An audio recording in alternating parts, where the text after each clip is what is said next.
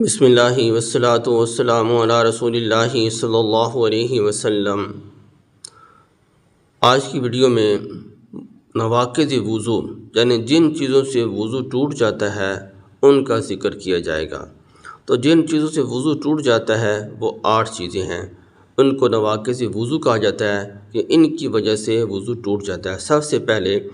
پیشاب پخانہ کرنا یا ان دونوں راستے میں سے کسی اور چیز کا نکلنا،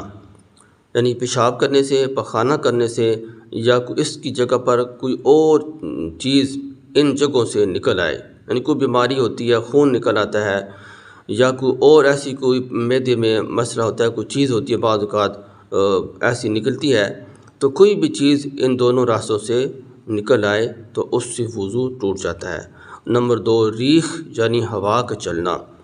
یعنی اس سے چاہے بدبو آئے یا نہ آئے، چاہے اس سے آواز آئے یا نہ آئے، لیکن ہوا چلی ہے تو اس سے بھی وضو ٹوٹ جاتا ہے۔ اور نمبر 3، بدن کے کسی مقام سے خون نکل آئے یا پیپ نکل آئے تو اس سے بھی وضو ٹوٹ جاتا ہے۔ آپ نماز پڑھ رہے ہیں یعنی آپ صرف وضو کر کے بیٹھے ہیں، وضو کرنے کے بعد آپ کے بدن سے خون نکل آیا یا پیپ نکل آیا، وہ اپنے مقام سے خون یا پیپ اگر جم جائے تو پھر تو آپ کا وضو نہیں ٹوٹا، یعنی جیسے نکلا وہاں پر وہ جم گیا تو پھر وضو نہیں ٹوٹا۔ اگر وہ اپنے مقام سے چل پڑتا ہے، آگے بہہ پڑتا ہے، اپنے مقام سے حرکت کرتا ہے، خون ہے یا پیپ ہے، تو پھر آپ کا وضو ٹوٹ گیا۔ اسی طرح کہہ کرنا، الٹی کرنا منہ بھر کے، تو اس سے بھی آپ کا وضو ٹوٹ جاتا ہے۔ اور نمبر 5، لیٹ کر یا سہارا لگا کر سو جانا۔ آپ مسجد کے اندر بیٹھے ہیں یا وضو کر کے گھر میں بیٹھے ہیں نماز کے انتظار میں، یا وضو کر کے آپ ذکر کر رہے تھے، تلاوت کر رہے تھے، ٹیک لگا کر، تو ٹیک لگا کر سونے سے یا آپ ایسے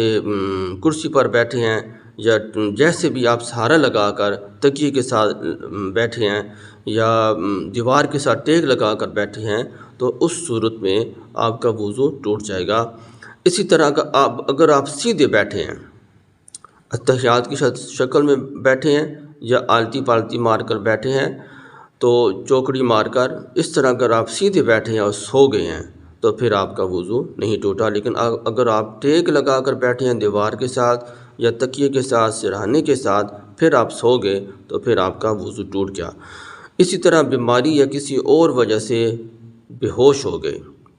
آپ کو کوئی بیماری ہے، مرگی کا دورہ پڑتا ہے، یا اسی طرح کوئی اور بلڈ پریشر ہائی ہو گیا، لو ہو گیا، یا کوئی اور بیماری آپ کو ہے جس کی وجہ سے آپ بے ہوش ہو گئے، تو بے ہوش ہونے کی وجہ سے بھی وضو ٹوٹ جاتا ہے۔ اسی طرح اگر آپ بالکل صحت مند تھے لیکن مجنون ہو گئے، پاگل پن کا غلبہ ہو گیا کسی بیماری کی وجہ سے، کسی بھی وجہ سے، مجنون یا دیوانہ آدمی،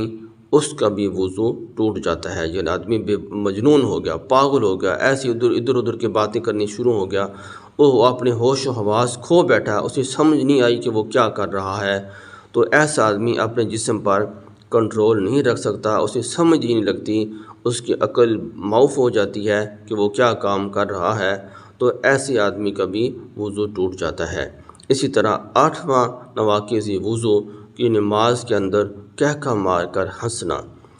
کہکہ مار کر ہنسنا یہ ویسے بھی ایک معیوب عمل ہے، لیکن نماز کے اندر جو آدمی اونچی آواز سے ہنستا ہے تو ایسے آدمی کا بھی وضو ٹوٹ جاتا ہے۔ دعا کہ اللہ تعالیٰ مجھے بھی اور آپ کو بھی سمجھ اور عمل کی توفیق عطا فرمائے۔